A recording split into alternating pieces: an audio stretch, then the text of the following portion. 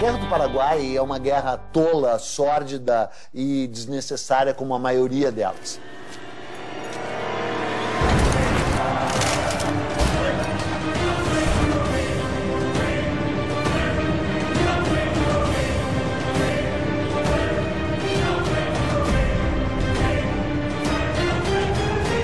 Uma guerra, a primeira vítima é a verdade. Porque a historiografia brasileira a respeito da Guerra do Paraguai era muito vagabunda, praticamente não existia. This is the most devastating war in post-colonial South American history.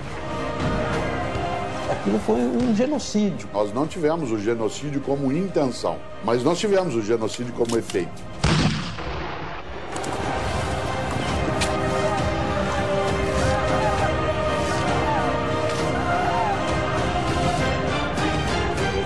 História é escolha.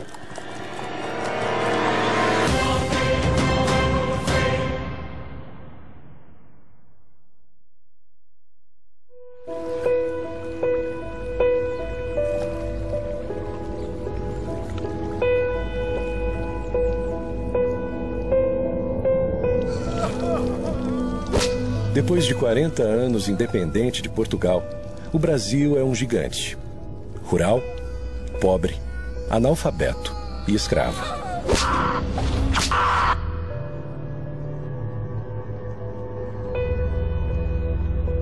Um país escravocrata, um país selvagem, analfabeto, de hábitos toscos. Um país tem escravos, tem muita aristocracia. Um país com uma dependência, uma pobreza muito forte, com condições de saúde pública inexistentes e sem escola. É que tem aquela tese de que o Brasil tem uma história mansa e pacífica, né? Que o Brasil é a terra do homem cordial.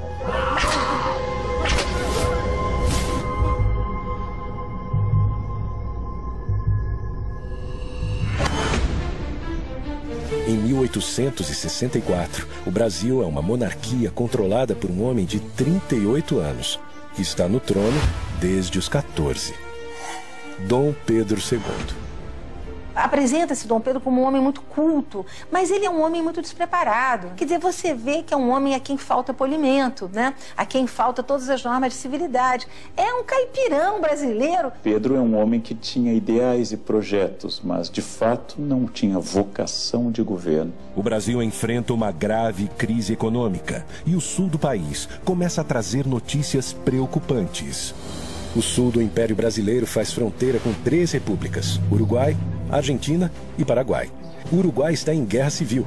Brasil e Argentina se unem para colocar o uruguaio Venâncio Flores no poder, beneficiando os comerciantes de Buenos Aires e os fazendeiros gaúchos, só que bloqueando a saída do Paraguai para o mar. Dejaba prácticamente sin chances al Paraguay en el sentido de poder contactar con el mundo exterior, recibir aprovisionamiento, Which would simply straggle our exports.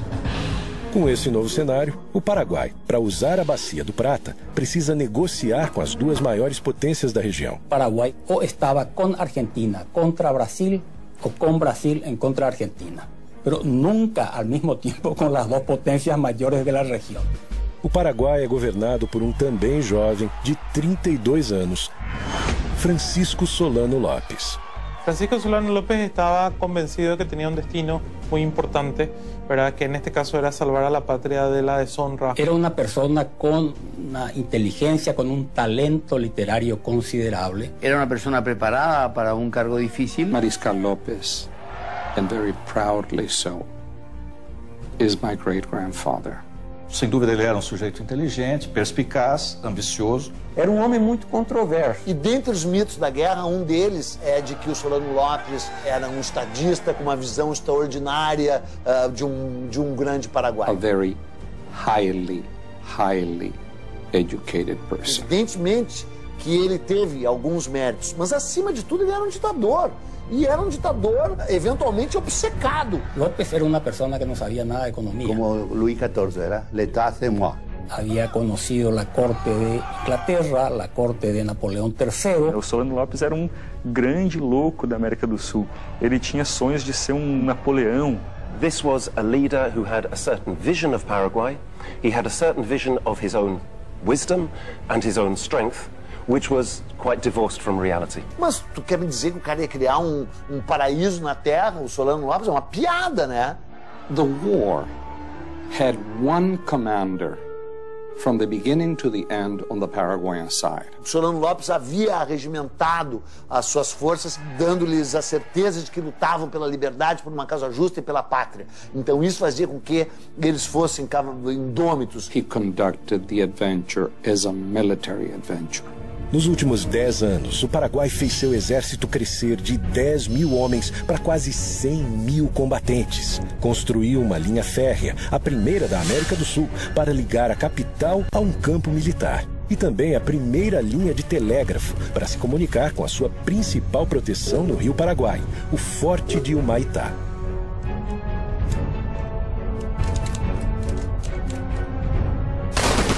Porque tuvo todo el poder en sus manos y no midió exactamente sus limitaciones. Antes de atacar, Solano Lopes tenta conversar com o Brasil. He sends a letter off to Dom Pedro and asks Dom Pedro to honor his agreement. Mas Dom Pedro II não responde à carta que Solano Lopes envia. That is when Paraguay is forced to take action.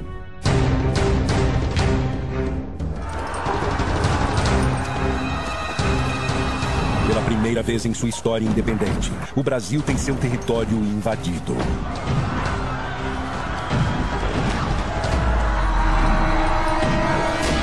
Através do Rio Paraguai, os soldados invadem Corumbá, no Mato Grosso.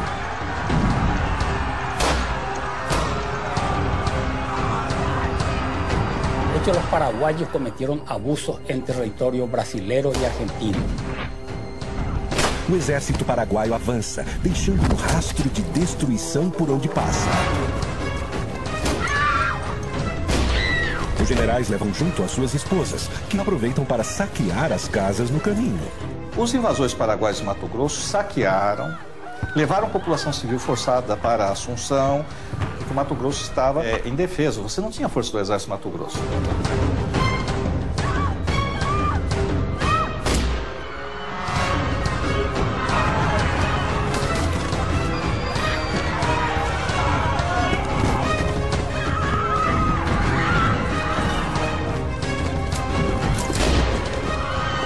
Outra frente do exército chega ao Rio Grande do Sul e toda a cidade de Uruguaiana foge. O Paraguai invade o Brasil, mas é só o começo. A partir de agora, metade de um continente vai entrar em guerra.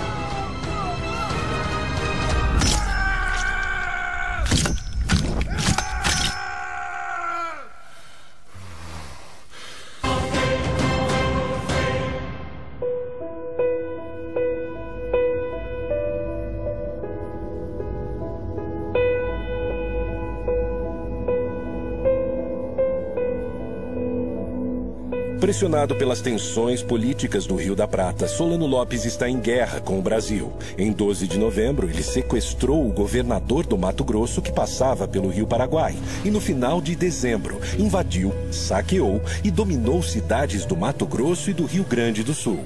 Há uma série de especulações e teorias de quais seriam os reais motivos por trás do conflito. Economically speaking, it was the most successful economic story in all of Latin America. In reality, Brazil is already the power.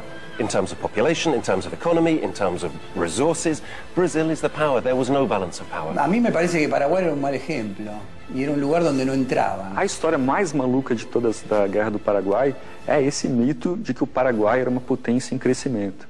Eu me pergunto como a gente acreditou por tanto tempo nisso. Porque a historiografia brasileira a respeito da Guerra do Paraguai era muito vagabunda, praticamente não existia. O Paraguai não era um modelo de desenvolvimento para a região. Tinha uma população que era o dobro da do Uruguai, só que o comércio exterior dele era 6 vezes menor. Há uma teoria muito divulgada pela esquerda no governo militar brasileiro de que a Inglaterra tinha medo do crescimento paraguaio e por isso financiou a guerra. Inglaterra está construyendo un imperio mundial y no hay lugar en el planeta que le sea indiferente. Paraguay, as I said, is dependent on British technology. It is dependent on British money.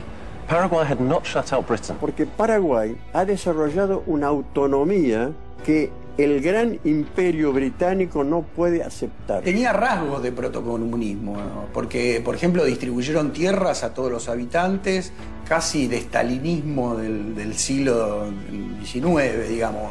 Allí donde hay la posibilidad de crear un mercado para las mercaderías que fabrica la Revolución Industrial. O mercado consumidor paraguaio não existia. A população não tinha poder aquisitivo, não existia um mercado consumidor.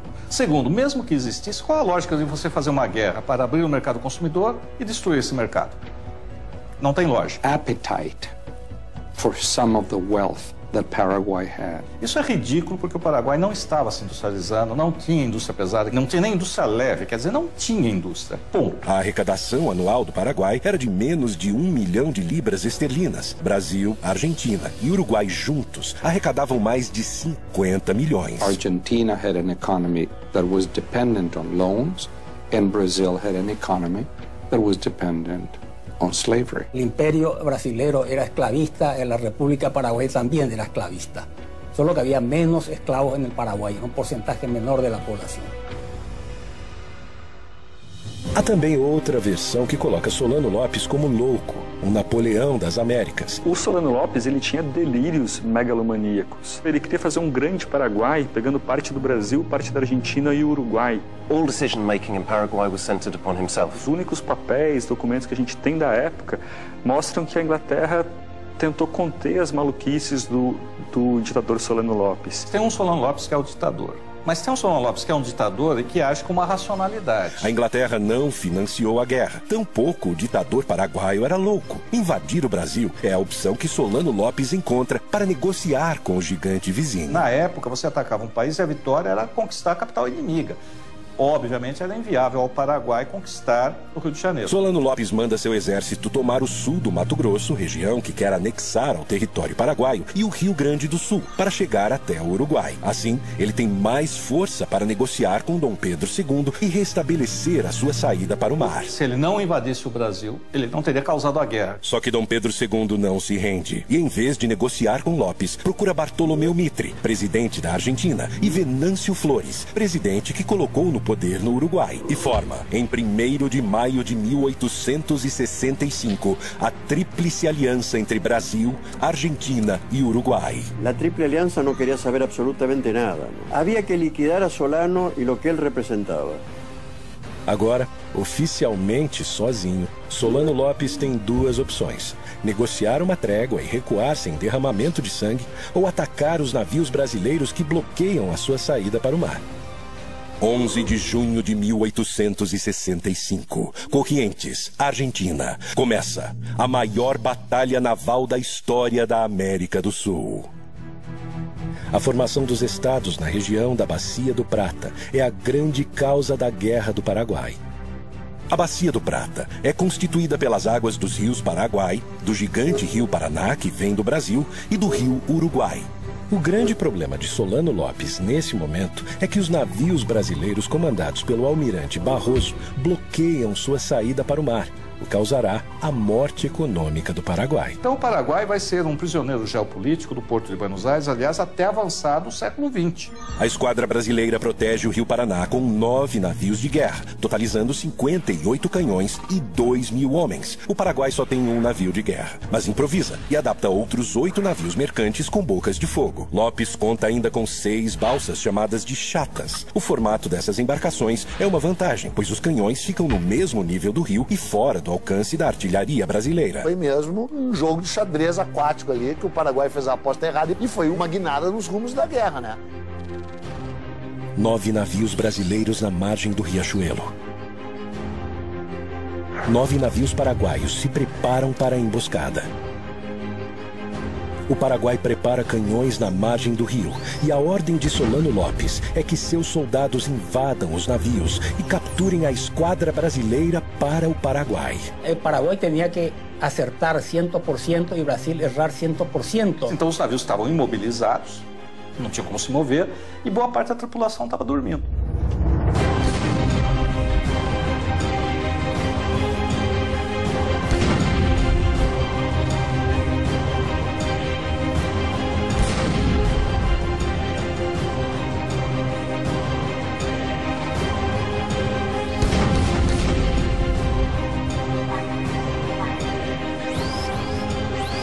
ataque surpresa, o Paraguai leva vantagem no início da batalha, mas uma decisão do almirante Barroso vira o jogo para o Brasil. Inspirado pelo Ariete, uma antiga máquina de guerra usada para romper muralhas e fortalezas, Barroso aproveita as embarcações brasileiras revestidas de aço para estraçalhar a esquadra inimiga. Ele parte para cima dos vapores paraguaios e muda o rumo da batalha.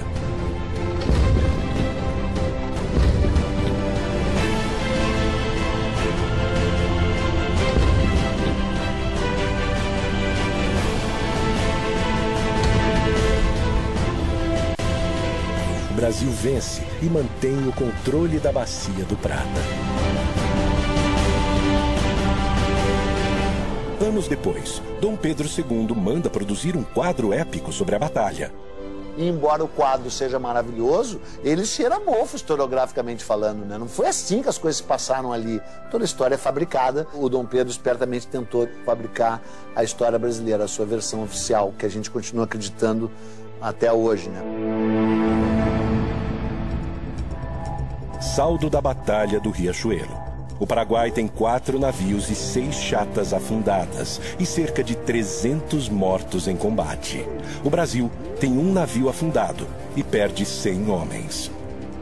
Os aliados mantêm o controle na Bacia do Prata e Solano está acuado em seu território. Solano começa a perder o controle da situação. A Tríplice Aliança se fortalece. O Paraguai invadiu e saqueou cidades brasileiras.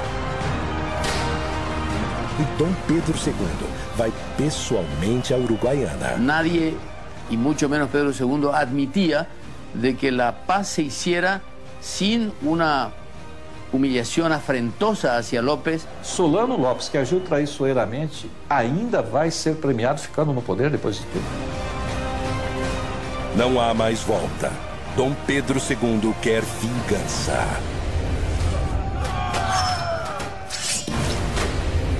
Quem vai invadir o Paraguai agora é o Brasil. Para completar o exército brasileiro, Dom Pedro II cria a campanha Voluntários da Pátria, homens que se alistam para lutar no Paraguai. Então, além de tudo, é uma guerra lutada por ex-escravos, escravos libertos, indígenas e voluntários da pátria, né? Porque voluntários da pátria é uma piada sensacional, né? O próprio imperador se nomeia voluntário da pátria número 1. Mas todos esperavam que fosse uma guerra como tinha sido sempre, né? Durava alguns meses e aí acabava. Quando a guerra se estendeu, as condições difíceis, não tinha perspectiva de fim. Então aí realmente a resistência à guerra foi muito grande. E esses soldados iam sem nenhuma preparação. Iam para a guerra assim como bucha de canhão, porque eram muitos, podiam morrer. Quem quer ir a uma guerra que no significa nada, que nunca escuchó hablar de algo que se llama Paraguay, hay que colocarse en la mentalidad del pueblo de aquella época. Es lo que se llamaba, en castellano se llama carne de cañón. Que muitos desses voluntários da pátria não eram exatamente voluntários, vinham agrilhoados, né? Vinham presos e aí eram apresentados como voluntários da pátria. Muitos dos cativos eram vendidos para substituir o branco que não queria ir lutar. Quer dizer, no momento que você pudesse comprar um escravo que fosse lutar no seu lugar, estava bem representado. Se você manda um escravo para a guerra, não é preciso dizer como é que o escravo era tratado no Brasil. Qual é a disposição que esse escravo tem em morrer pelo Brasil? Na Argentina, um problema ainda mais grave. Os governantes de Buenos Aires ordenam a toda a população pobre que entre na guerra. En la resistencia del pueblo argentino a ir a la guerra del Paraguay, murió más gente aquí adentro que en el frente de batalla. A população das províncias mais afastadas se nega a ir lutar em nome do povo argentino. En ese momento histórico, no se puede hablar de pueblo argentino. Se puede hablar de diferentes identidades regionales, sanjuaninos, mendocinos, entrerrianos, etc. Porque no existe la conciencia nacional. De hecho, muchos hijos de hombres notables y de la burguesía se enrolaron. El hijo de Sarmiento, que era el vicepresidente, se enroló a los 21 años, murió en Curupaití. Sarmiento odiaba a los paraguayos y tuvo expresiones terribles, como exterminar ese pueblo. Creo que la guerra de la Triple Alianza no le hizo ningún bien a la Argentina, que más bien la cargó de vergüenza. 16 de abril de 1866. Com uma grande maioria de brasileiros, o exército aliado pisa em território paraguaio.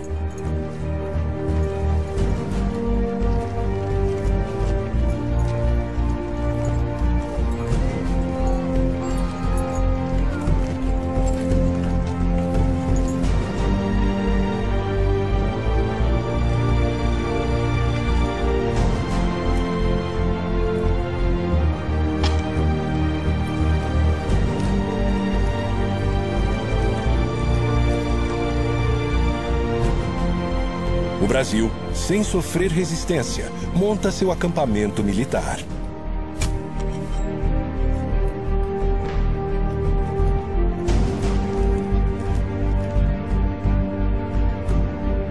Comerciantes e mulheres acompanham a tropa oferecendo todo tipo de serviço.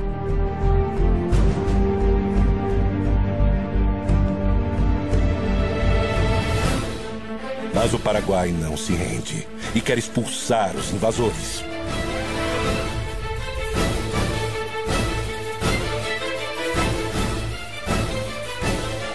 É fundamental em qualquer operação militar, seja no século XIX ou hoje, você conhecer o terreno que você vai agir.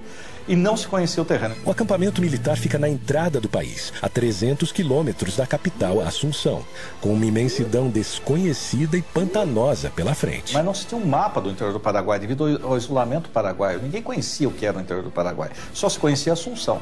E é nesse momento que o Paraguai começa a montar sua emboscada. Está almoçando ali com os chefes o general Osório. A tropa que está mais na frente começa a debandar, começa a correr para trás para conseguir algum apoio e aí tem a matança.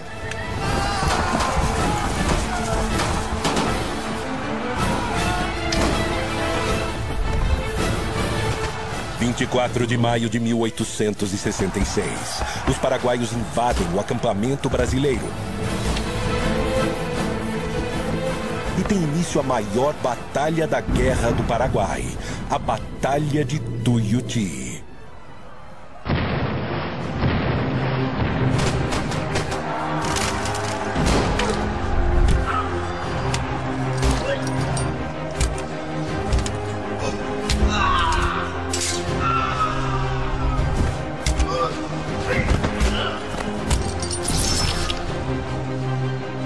Com o ataque surpresa, o Paraguai leva vantagem no início do confronto.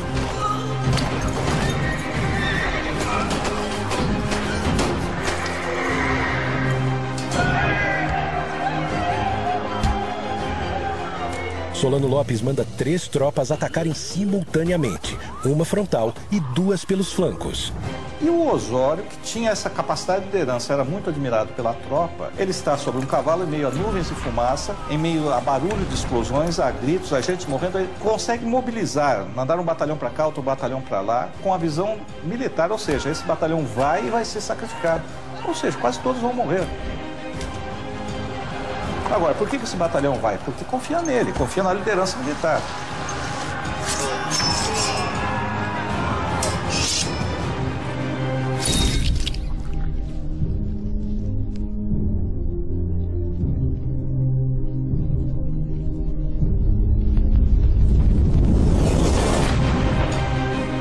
Então ele consegue distribuir e consegue reverter a guerra. Que o centro da resistência aliada vai ser os canhões da artilharia que estão colocados um pouco à frente do quartel-general.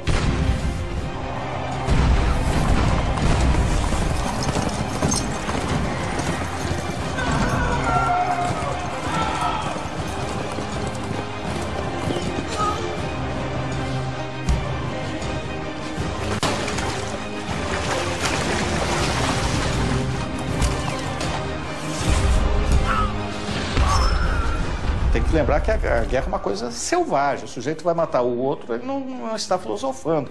Ele está com ódio.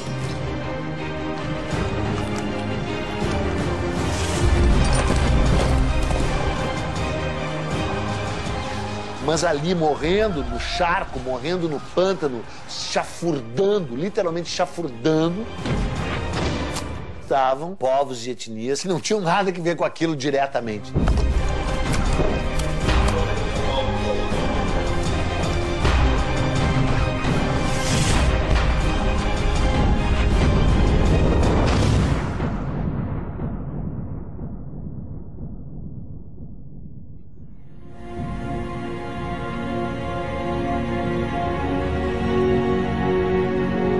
Como resultado da Batalha do Tuiuti, o Paraguai perde 13 mil homens, o melhor de seu exército. Os aliados, juntos, perderam 4 mil homens. Mas não há motivos para comemorar.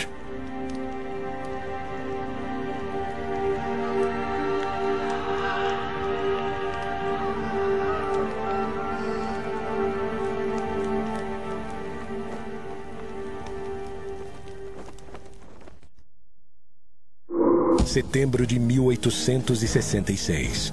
O Brasil continua acampado em Tuiuti e o Paraguai se protegendo no quadrilátero em volta da fortaleza de Humaitá. O Brasil teve que lutar contra uma fortaleza que ele próprio tinha construído para os paraguaios, né? E que se sabia inexpugnável. A fortaleza de Humaitá é a grande proteção do Rio Paraguai. Para chegar em Assunção, é preciso passar por ela. Construída anos antes com a ajuda de militares brasileiros, a fortaleza é um complexo defensivo composto do forte, da igreja, e o rio era cercado com grossas correntes de ferro para impedir a passagem de navios brasileiros. Mas a fortaleza de Humaitá não é o maior obstáculo que o exército brasileiro tem pela frente. Em todos os casos, a maior parte das mortes foi causada não em combate, mas foi causada por cólera, por doenças, fome e frio. As condições dos hospitais militares são péssimas, desumanas, sem nenhuma estrutura. E brigas e indisciplina no acampamento são frequentes. Não há liderança. Dom Pedro II já está de volta ao Rio de Janeiro. Eu lembro um aspecto importante que as pessoas costumam esquecer. É o início da fotoreportagem. Os jornais todos vão publicar fotografias. Tem fotografias que sofrem, entre aspas, Photoshop. Quer dizer, parece que o Dom Pedro está no campo de batalha, mas não está. A fotografia foi tirada no estúdio. Aí botam ele lá no campo de batalha. A guerra parece ter chegado a um impasse, mas Dom Pedro II guarda uma surpresa, um novo aliado que irá redesenhar os rumos da guerra. 2 anos de guerra. O Brasil continua preso em seu acampamento e o Paraguai se fortalecendo em Humaitá. As condições do exército estão lastimáveis. Vai entrar em cena o maior militar brasileiro da história. É um homem que se transformou no único duque que o segundo reinado produziu. Duque de Caxias. E aí ele chega para pôr ordem na casa. E a primeira coisa que ele tem que fazer é restabelecer a disciplina. Por exemplo, os hospitais estão lotados, mas todos estão feridos. Aí ele descobre que 1/3 que está lá está simulando doenças. O Duque de Caxias dizia para quem quisesse ouvir que o exército brasileiro não tinha armas, estava despreparado e ia enfrentar um clima totalmente hostil. Os que foram para a guerra eram civis e contra a vontade em grande parte. E não tinham experiência militar. Então Caxias teve que treinar civis para a guerra, em plena guerra com o inimigo na frente. E ele vai remontar, vai disciplinar o exército, vai rearmar o exército, vai inovar. Para observar as posições paraguaias, Caxias manda trazer dos Estados Unidos balões de observação usados na recém-acabada Guerra Civil Americana. E o projeto mais ousado de todos, usando prisioneiros paraguaios, ele improvisa uma locomotiva e um trilho de 25 quilômetros de extensão para auxiliar na logística da guerra.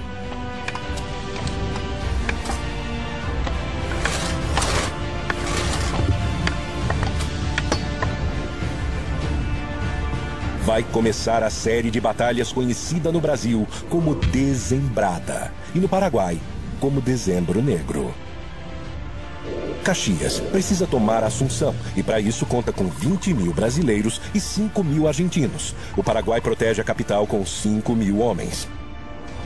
A esquadra brasileira derruba a fortaleza de Humaitá. Foi uma batalha terrível por uma fortificação que a engenharia militar brasileira cedeu ao Paraguai anos antes, já naquele barril de pólvora que era aquela bacia do Prata inteira ali, né? Às margens do rio Itororó, a primeira batalha que o Paraguai resiste bravamente. Quem ataca nessa guerra até um determinado momento leva desvantagem.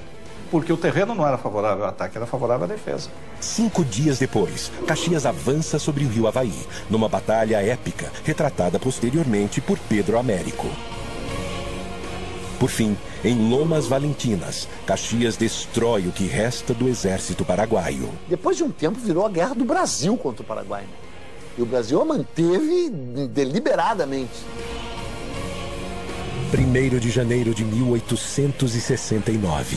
Caxias toma a capital Assunção.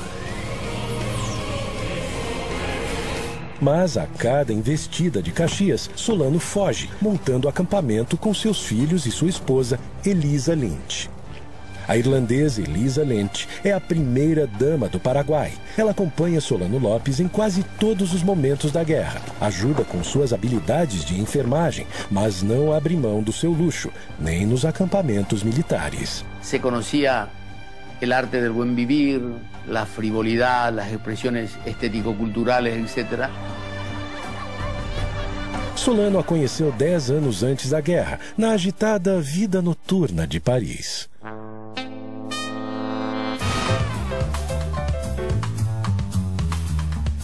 Solano Lopes era o jovem diplomático mais rico em Paris. Era o grande momento das cortesanas e também das prostitutas. Os inimigos apontam ela como prostituta. E ela vivia do quê? Certo, então ela é acusada de prostituta. Ela era um símbolo sexual para os exércitos inimigos. Possivelmente, ela teve algum contato muito breve com esse mundo. Parte de todo isso era una mujer rubia y bella. Y eso es un pecado inadmisible para el...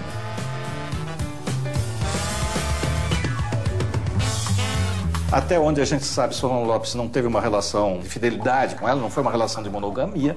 Num primeiro momento, talvez ela fique interessada por ele, pelo exotismo, mas num segundo momento eu acho que realmente ela se apaixona por ele.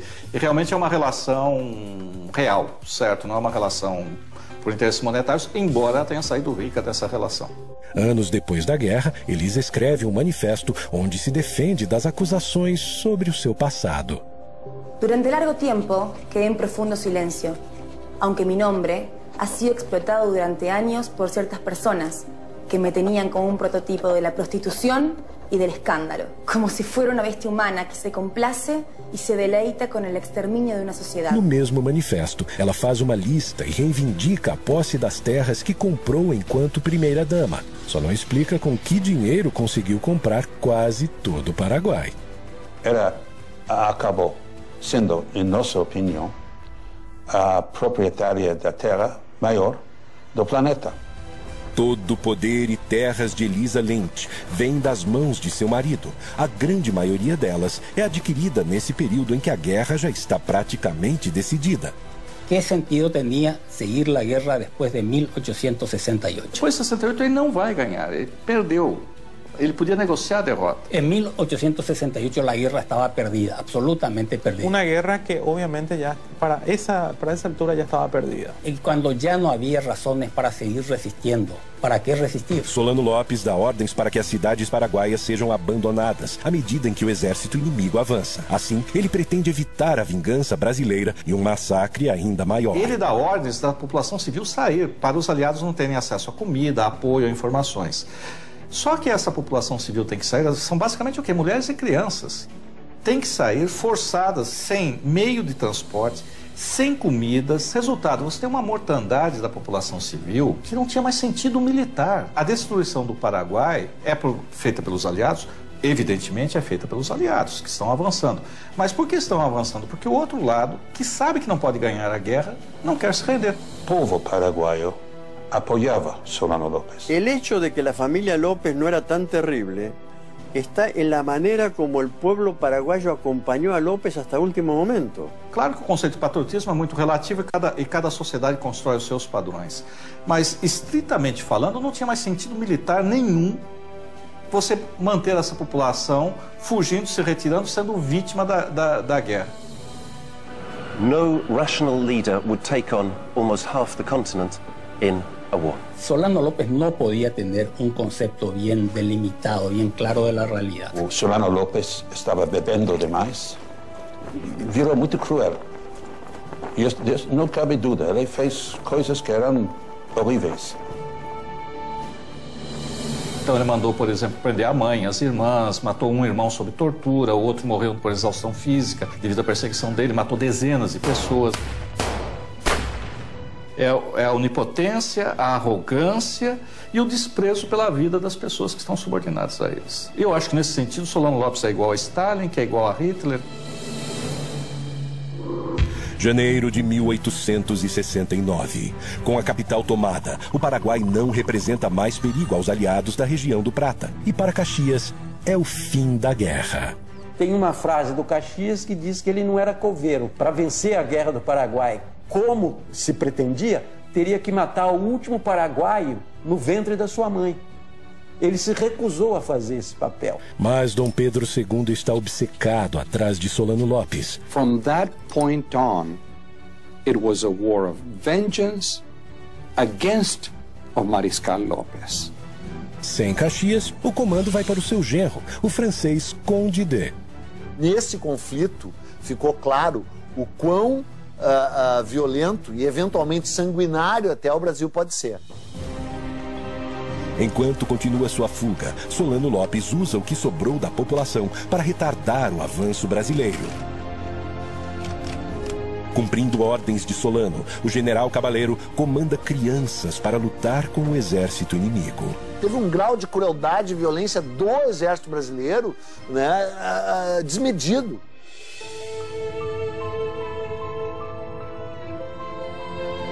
Y porque ella era la última reserva, no tenía más hombre. Paraguay no tenía hombre. Fanatismo de resistência paraguaio, né? Manda crianças para lutar contra o exército e de como esse exército aceita a luta e mata essas crianças. Dice que esos niños de Acostañú fueron el escudo para proteger a Solano López. Eso demoró el avance del ejército aliado. Y sí, fue eso. Cabaleiro prestava contas diretamente a Solano Lopes.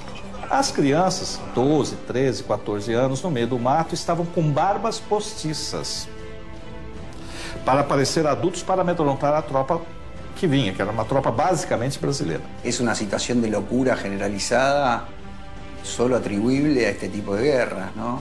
Los niños de antes, o de hace 100 años, y en 150 años, y en esas circunstancias, son diferentes. Ciertamente a los 14 años muchos niños se alistaban, que los niños se iniciaban sexualmente cuando se desarrollaban, y era natural, digamos. 16 de agosto de 1869, a última grande batalha da Guerra do Paraguai. A Batalha de Acostañú. 4.000 homens do exército brasileiro massacraram cerca de 200 mulheres e crianças. Então, quando a tropa chega em cima, é uma tropa que está lutando há 4 anos e meio. Chega sobre essas pessoas, não dá tempo de saber se era criança ou não, e quando sabe que é criança, já está envolvido e aí é a matança. En la guerra se aplicó una crueldad inútil para niños indefensos y además de indefensos, absolutamente desnutridos, casi en estado de inanición. Quem envia crianças para uma guerra contra soldados profissionais, o que pode ocorrer?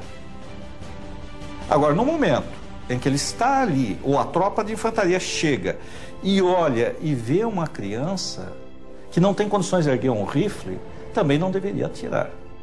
O Solano colocou crianças na linha de frente para retardar o avanço brasileiro. O Conde D avançou sobre crianças, matou mulheres, matou velhos.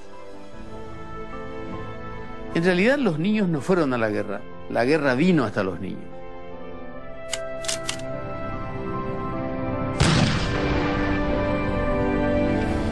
Só há culpados, não há inocentes nessa história aí, né?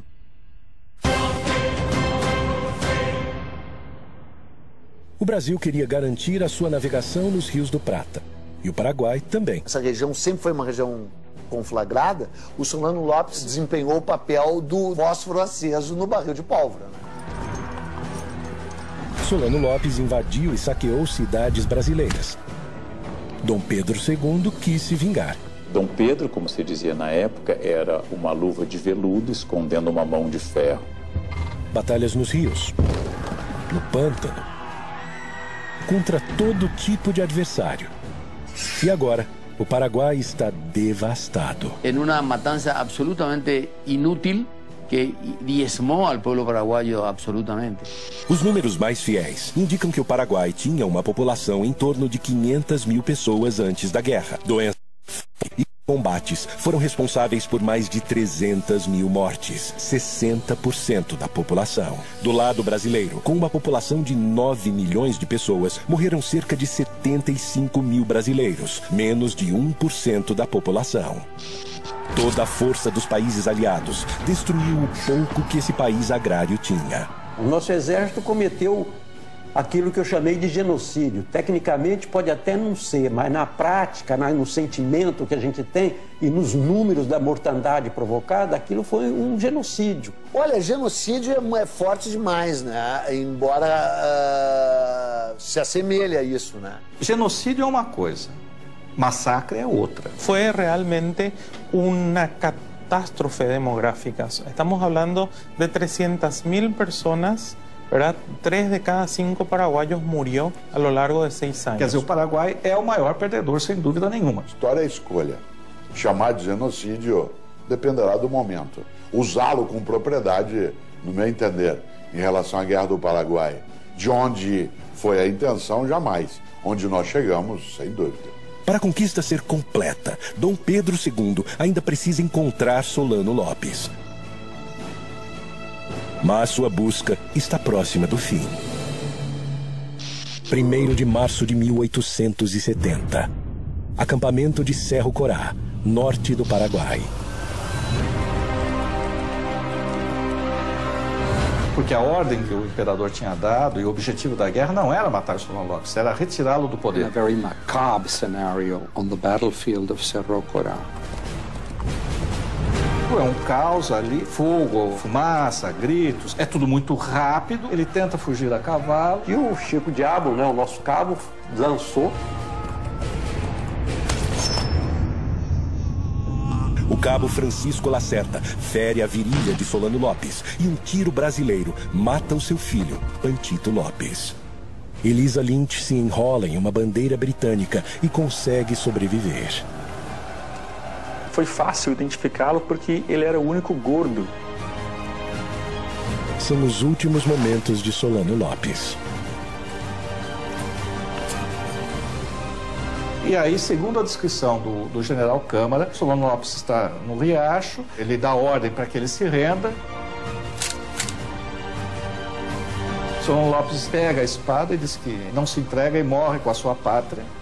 E um soldado, quando viu Solano Lopes erguer a espada, deu um tiro. Ele já estava mortalmente ferido, mas o tiro vai levá-lo à morte.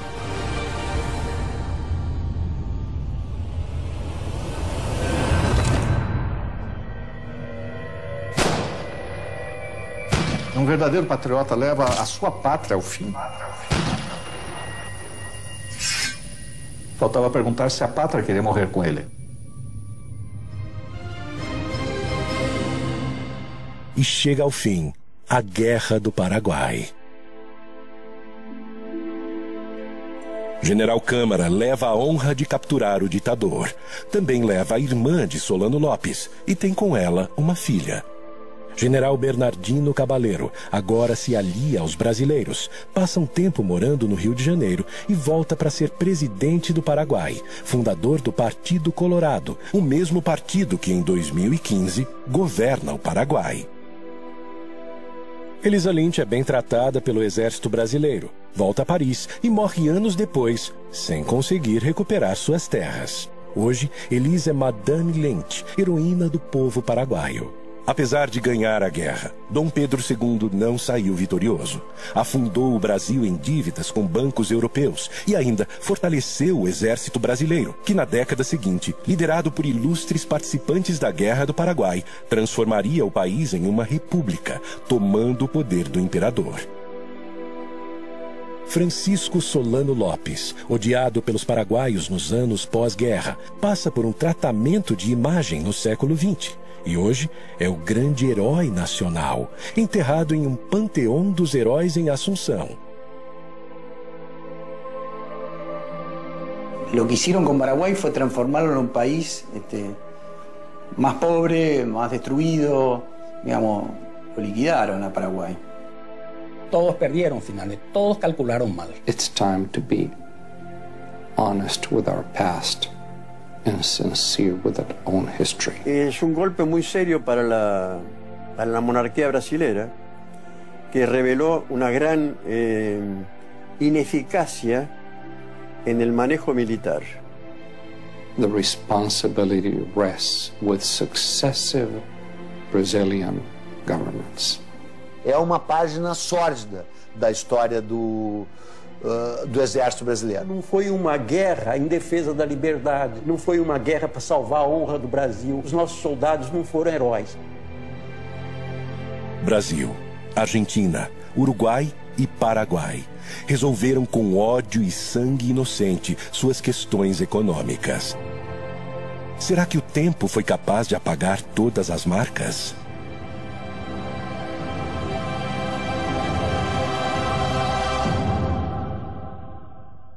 Os comerciantes de Buenos Aires e os fazendeiros gaúchos, só que bloqueando a saída do Paraguai para o mar.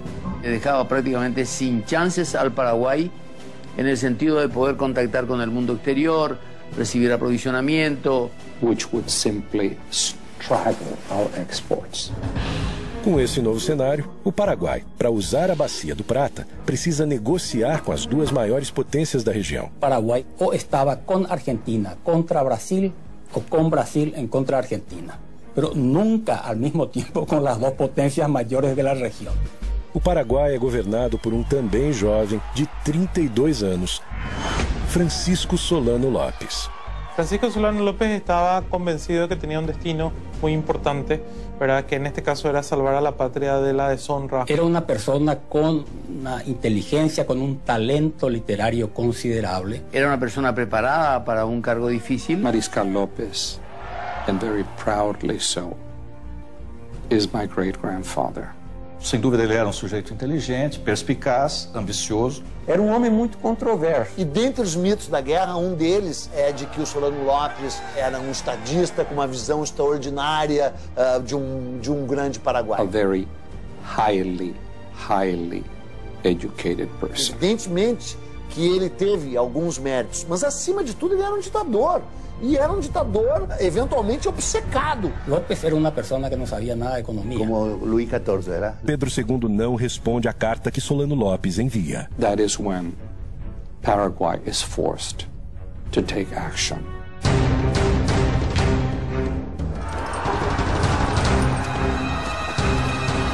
Pela primeira vez em sua história independente, o Brasil tem seu território invadido.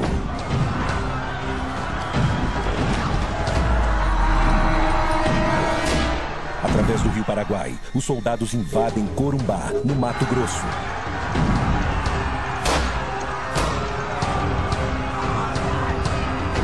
De hecho, los paraguayos cometieron abusos en territorio brasileño y argentino.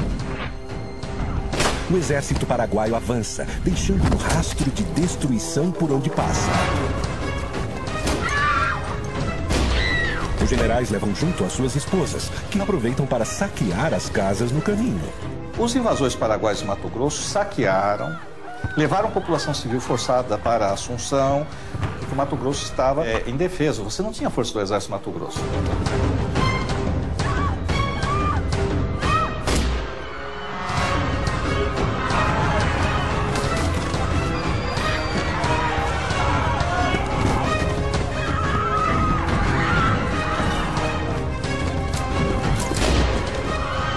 Outra frente do exército chega ao Rio Grande do Sul e toda a cidade de Uruguaiana foge. O Paraguai invade o Brasil, mas é só... A Guerra do Paraguai é uma guerra tola, sórdida e desnecessária, como a maioria delas.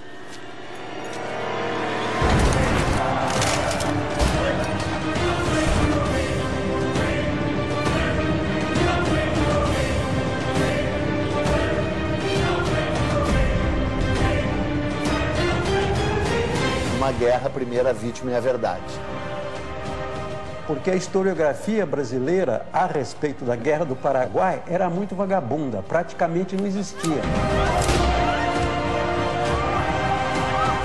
This is the most devastating war in post-colonial South American history.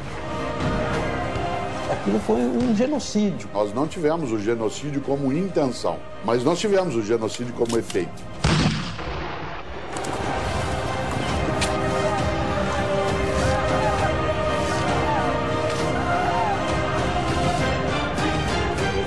História é escolha.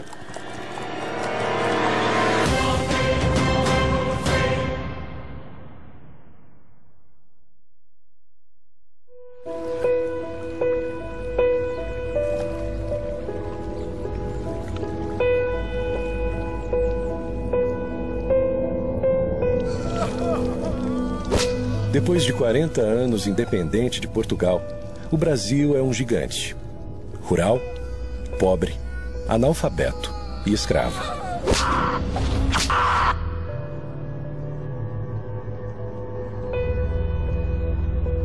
Um país escravocrata, um país selvagem, analfabeto, de hábitos toscos.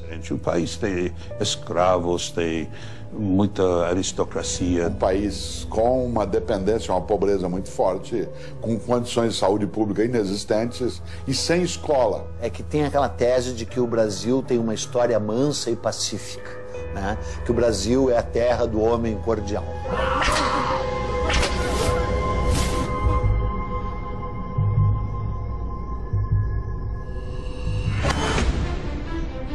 Em 1864, o Brasil é uma monarquia controlada por um homem de 38 anos, que está no trono desde os 14. Dom Pedro II. Apresenta-se Dom Pedro como um homem muito culto, mas ele é um homem muito despreparado. Quer dizer, você vê que é um homem a quem falta polimento, né? A quem falta todas as normas de civilidade. É um caipirão brasileiro. Pedro é um homem que tinha ideais e projetos, mas de fato não tinha vocação de governo. O Brasil enfrenta uma grave crise econômica e o sul do país começa a trazer notícias preocupantes. O sul do Império Brasileiro faz fronteira com 3 repúblicas: Uruguai, Argentina e Paraguai. O Uruguai está em guerra civil. Brasil e Argentina se unem para colocar o uruguaio Venâncio Flores no poder. Había conocido la corte de Inglaterra, la corte de Napoleão III. O Solano Lopes era um grande louco da América do Sul. Ele tinha sonhos de ser um Napoleão. This was a leader who had a certain vision of Paraguay. He had a certain vision of his own wisdom and his own strength, which was quite divorced from reality. Mas tu quer me dizer que o cara ia criar um paraíso na Terra? O Solano Lopes é uma piada, né? The war had one commander from the beginning to the end on the Paraguayan side. O Solano Lopes havia arregimentado as suas forças, dando-lhes a certeza de que lutavam pela liberdade, por uma causa justa e pela pátria. Então isso fazia com que eles fossem indômitos. He conducted the adventure as a military adventure. Nos últimos 10 anos, o Paraguai fez seu exército crescer de 10 mil homens para quase 100 mil combatentes. Construiu uma linha férrea, a primeira da América do Sul, para ligar a capital a um campo militar. E também a primeira linha de telégrafo para se comunicar com a sua principal proteção no Rio Paraguai, o Forte de Humaitá.